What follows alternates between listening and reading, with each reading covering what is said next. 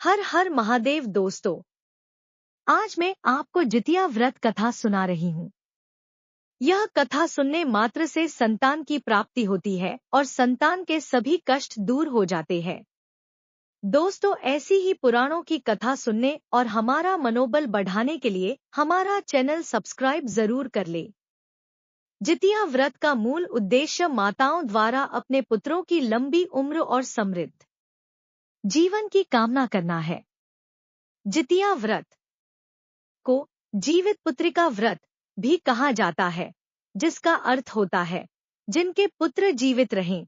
यह व्रत संतान के प्रति मां के गहरे प्रेम और त्याग की भावना का प्रतीक है। महिलाएं इस व्रत को अत्यंत श्रद्धा और विश्वास के साथ करती है और अपने पुत्रों की सुरक्षा और उनके भविष्य की मंगल कामना करती है। जितिया व्रत की पौराणिक कथा। जितिया व्रत की कथा का प्रारंभ पौराणिक काल से होता है, जो एक धर्मात्मा और परोपकारी राजा जीमूतवाहन से संबंधित है। जीमूतवाहन एक पराक्रमी और धर्मनिष्ठ राजा थे। उनका जीवन सादगी, त्याग और सेवा का प्रतीक था। जीमूतवाहन का राजकाज अत्यंत न्यायप्रिय था और वे हमेशा अपनी प्रजा की सेवा और कल्याण के लिए तत्पर रहते थे।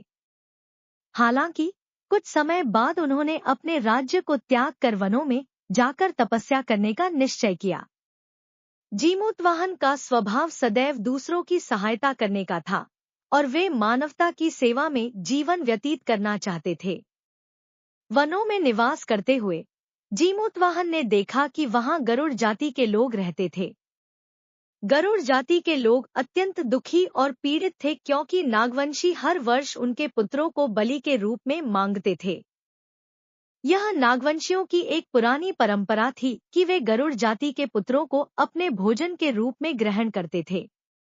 जीमूतवाहन ने गरुड़ जाति के इस दुख को देखा और उन्हें इस पीड़ा से मुक्त करने का संकल्प लिया।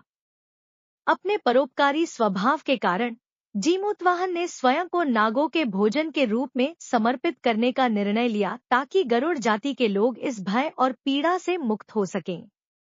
उन्होंने एक दिन स्वयं को नागों के सामने प्रस्तुत कर दिया ताकि वे उन्हें खा सकें और इसके बाद गरुड़ जाति के पुत्रों को यह बलिदान न देना पड़े।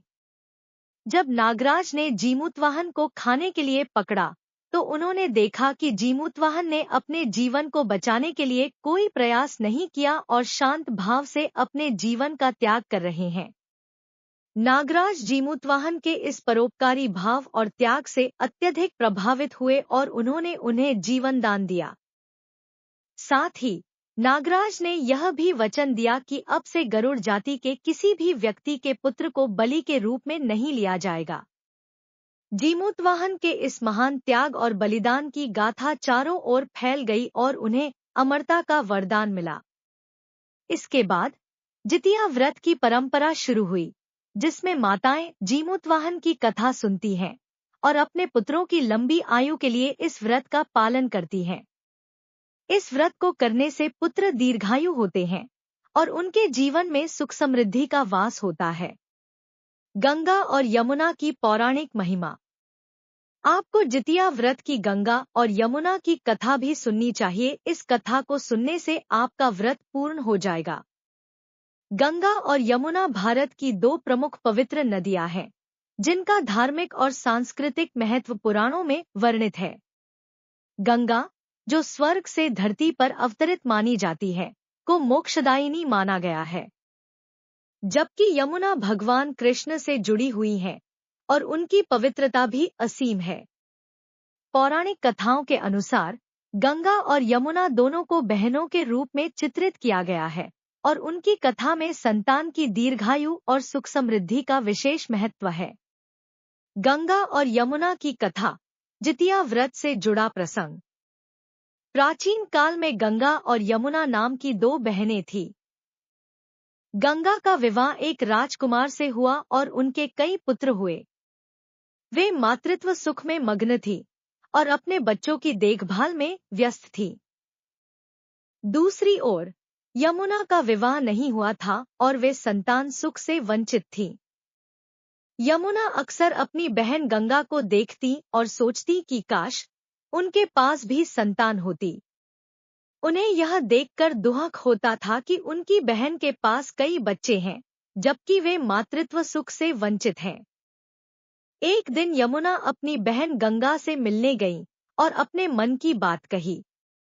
उन्होंने कहा, हे बहन, मैं तुम्हारे बच्चों को देखकर बहुत खुश होती हूँ, लेकिन मेरे मन में एक असीम दुख भी है।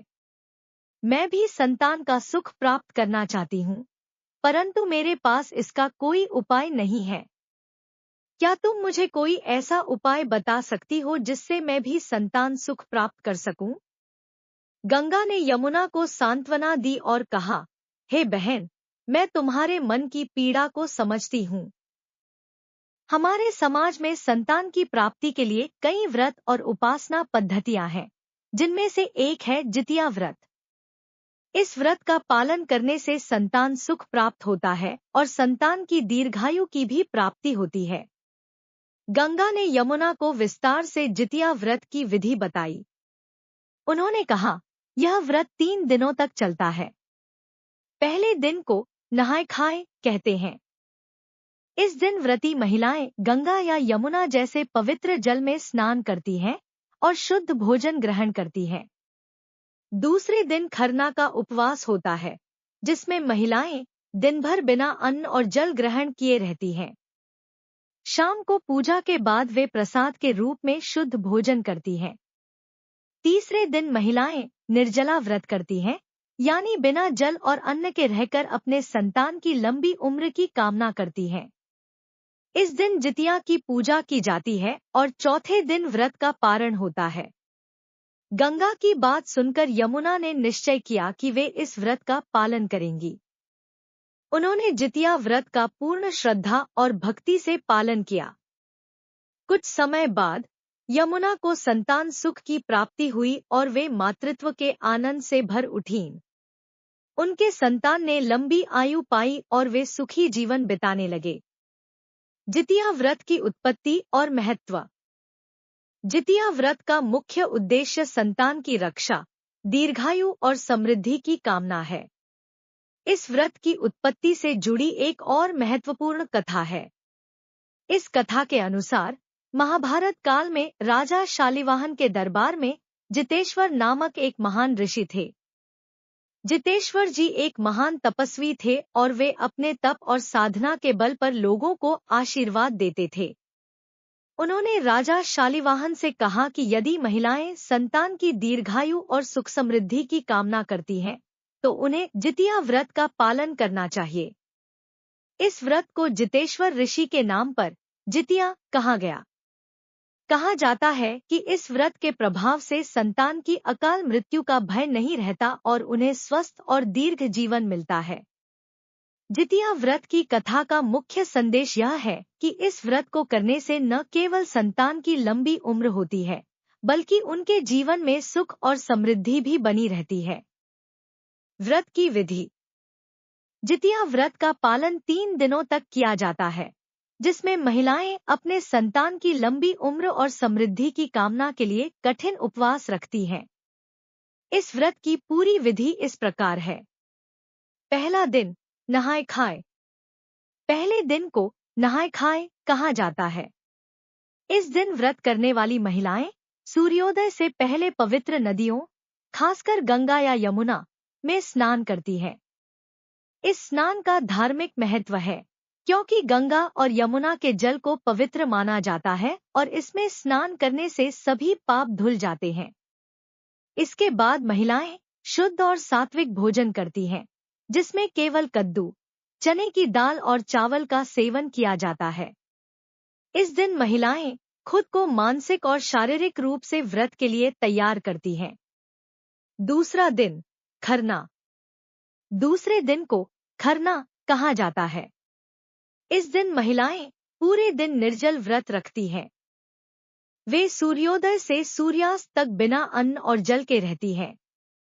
यह दिन संयम और आत्मसंयम का होता है। शाम को चंद्रमा के उदय होने के बाद पूजा की जाती है, जिसमें भगवान जितेश्वर की पूजा और आराधना की जाती है। पूजा के बाद महिलाएं प्रसाद के रूप में खीर, रोटी और फल ग्रहण करती हैं। खरना के इस प्रसाद को बहुत पवित्र माना जाता है और इसे ग्रहण करने के बाद ही महिलाएं भोजन करती हैं। तीसरा दिन, निर्जला व्रत। तीसरे दिन को सबसे कठिन माना जाता है क्योंकि इस दिन महिलाएं निर्जला व्रत करती हैं। यह व्रत पूरी तरह से संतान की दीर्घायु और समृद्धि के लिए समर्पित होता है। इस दिन महिलाएं सूर्योदय से लेकर अगले दिन सूर्योदय तक बिना अन्न और जल के रहती हैं। इस दिन की पूजा का विशेष महत्व होता है। महिलाएं जितिया की मूर्ति या तस्वीर के सामने व्रत कथा सुनती हैं और अपने संतान की लंबी उम्र के लिए प्रार्थना करती हैं। जितिया की पूजा में धूप, दीप, फूल, अक्षत और सिंदूर का प्रयोग किया जाता है। पूजा के बाद महिलाएं रात भर जागरण करती हैं और अगले दिन व्रत का पारण करती हैं। चौथा दिन, पारण। चौथे दिन व्रत का पारण किया जाता है।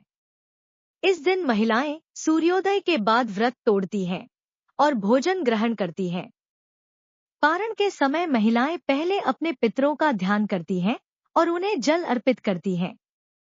इसके बाद वे भगवान जितेश्वर का ध्यान करके व्रत समाप्त करती हैं। पारण के बाद महिलाएं सामान्य भोजन ग्रहण करती हैं और अपने संतान के लिए आशीर्वाद मांगती हैं। बोलिए हर हर महादेव। दोस्तों, कल मैंने अपने चैनल पर जितिया व्रत की पूजा विधि डिटेल के बताई है।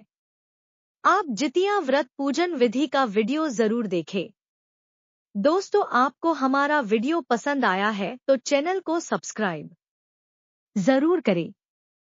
हम आपको ऐसी है पुराणों की कथा सुनाते रहेंगे जिसे सुनकर आपका जीवन धन्य हो जाएगा। और कमेंट बॉक्स में हर हर महादेव जरूर लिखें। आपके और आपके परिवार की सभी मनोकामनाएं पूर्ण होगी। धन्यवाद।